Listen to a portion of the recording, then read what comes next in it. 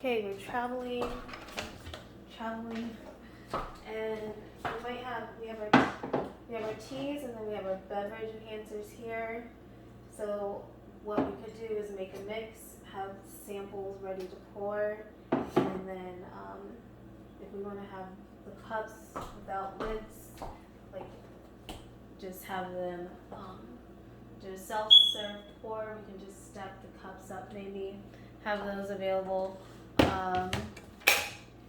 for them to taste as needed or wanted, depending on the event. They might have, because it will be water. It would just be used water.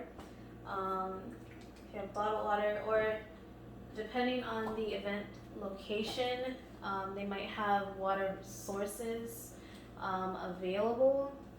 And depending on the situation, so for event purposes, they might go around and do permits. So that's all a part of the vendor information. So that's something to consider when going out to events. You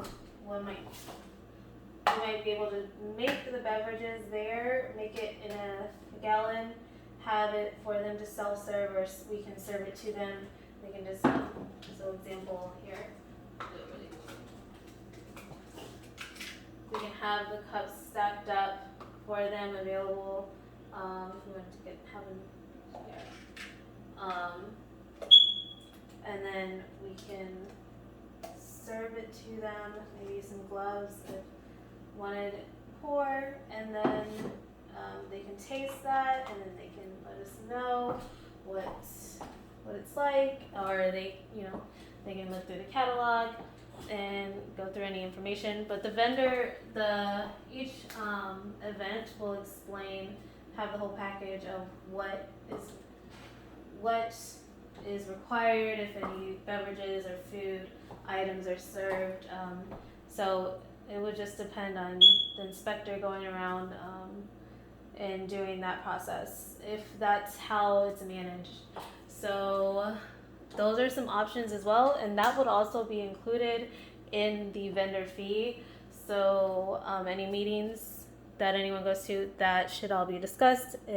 So that's all part of the event planning process. So this is a little bit behind the scenes prep work.